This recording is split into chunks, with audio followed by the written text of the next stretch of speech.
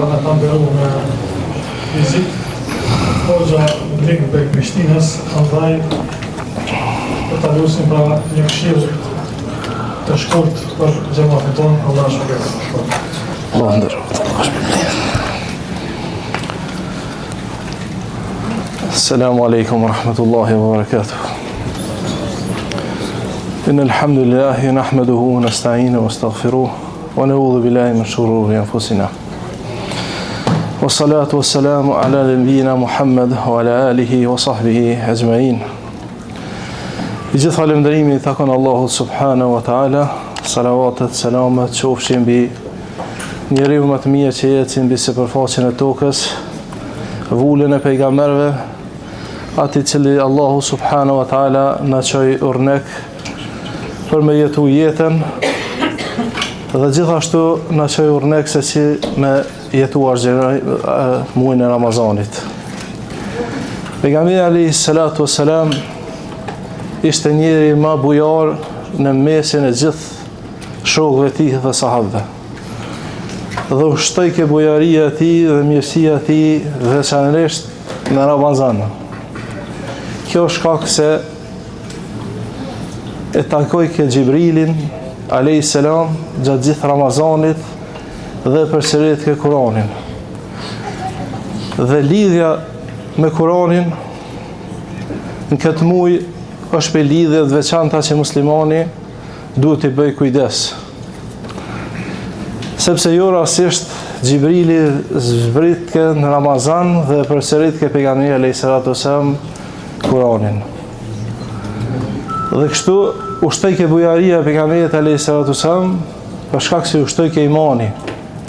Dhe kështu duhet të jetë edhe muslimani. Që ta ketë shërbëtyr pejgamberin alayhi salatu wasallam këtë muaj të mbledh prej mirësive të këtij muajit, të mbledh i begative të këtij muajit, bereqetit të këtij muajit, që të vazhdoj gjatë gjithë muajve tjerë. Sepse dietarët kanë marrë shembull këtë muaj të Ramazanit, është sigurisht një muaj i cili ka ardhur mas 11 muajve shkretetinë të thatë dhe nuk ka pas bereqet dhe nuk ka pas shi. Dhe ka ardhur ky muaj me shiun e tinaj që deri vitin tjetër nuk vjen. Si do të ishte sjellja aty në vendalive aty banorëve të cilët veç këtë muaj e kanë që do t'ju bie shi. Sigurisht do të furnizoheshin për ujin gjatë gjithë vitit ju mjaftonte. Ata cilët dalin dhe janë me në lehtë, dalin veç me disa gota të vogla, pak sa me hek etjen. E si të kalon muaji i Ramazanit, pastaj t'ju kthehen normalitetit dhe jetës tyne, kjo nuk është sjellje mesme besimtarit. Besimtari duhet del me endë bollëkshme, të mbledh nga ky muaj i cili i mjafton atij për tërë vitin. Ndoshta edhe nuk ka mundësi të arrijë Ramazanin tjetër hiç. Po ta mbledh bereqetin e këtij muaji, sikur se tjetër edhe muaji i fundit të jetës tinaj, Ramazani i fundit të tinaj. Pra ata dhe pejgamberi alayhi salatu wasalam po thot qad ja'akum shahrun mubarak. Ju ka ardhur juve një muaj i begat me të mira shumëta.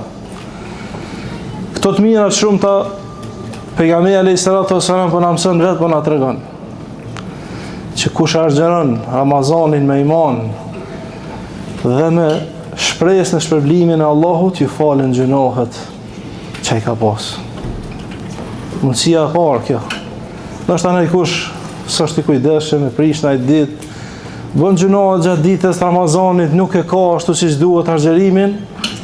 Thot pejgamberi alayhi salatu wasallam, mundësia tjetër që ai cili e ngjall Ramazanin, me kam Ramadan, ai që e ngjall me namaz Ramazanin. E dietarët kanë thonë që kjo nuk do me thonë që të natën me ngjall, po këtyne taravive ju rrin gati, nuk i lën me ik, se çdo natë këtë natën edhe pejgamberi alayhi salatu wasallam ka qenë për aty që është falë, ka flejt, ka xheru dhe ka prish ditëve të zakonshme. Por veçanërisht ju rrin gati taravive. Ndoshta edhe këtyre taravive, dikush mundet me qenë neglizhent dhe s'mundet mundësi tjetër. Pejgamberi alayhis salam po thotë men qama lejletul qadr, kush e ngjall dhe xhallron natën e Kadrit me adhurim, Allahu ja fal atij gjunohat të cilat i ka pas më herët. Mundësi e mirë. Mundësi tjetër, çdo natë të Ramazanit pejgamberi alayhis salam po tregon se Allahu liron listat banorëve të zjarrit. Lista banorëve të zjarrit. Mundësi e mirë për secilin për neve që ta lutim Allahun na bëj për të ne. E kur ka thonë pejgamberi alayhis salam, një dua është para xherusin momentin e prishjes së iftarit që nuk kthehet tek Allahu. Mundësi e madhe e mirë që të shfrytëzohen këto net, këto qaste për dua, për lexim të Kuranit. Begatit shumëta, për ata dhe pejgamberi alayhis salam po thotë vërtet besimtari ka dy gëzime, gëzimin e parë kur e çel iftarin dhe dytin kur e takon Allahun subhanahu wa taala. Për shkak të mirësive të shumta kur i sheh sa Allahu subhanahu wa taala ka përgatitur problem për xherust. Sa hadithe kanë ardhur. Pejgamberi alayhis salam po thotë 70 pranvera Allahu subhanahu wa taala ja largon fytyrën besimtar nga zjarri i xhenemit. Si mos më gëzu kur del besimtari me argjenin para Allahut. Si mos më gëzu kur Allahu subhanahu wa taala ka përgatitur një derë të veçantë për xherusin. E si mos më gëzu kur Allahu subhanahu wa taala e ka veçuar shpërblimin e tinaj për xherusin.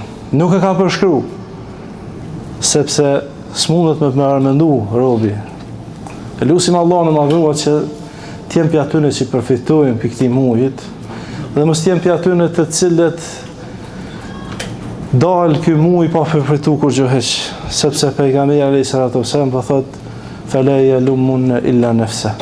Se mos të qorton, mos të thot mirë për dikon vetëm se për veten e tinaj.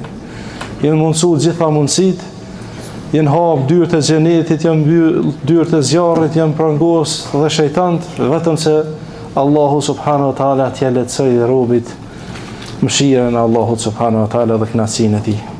Lutim Allahun e madhuar që të na bëjë pikë këtij muaji dalin vetëm se Allahu i çon i kënaqur me neve, me shpërblimet plota. Lutim Allahun e madhuar që Allahu subhanahu wa taala vetëm se të na lëroj neve gjithë dhe që na këtu dhe familjarë tonë për banorë, zjarë, xhenem, për lista atyne. Lutim Allahun e madhuar që na bëj të hyjmë për derën e janë. Walhamdulillahi rabbil alamin. Jazakumullahu khairan.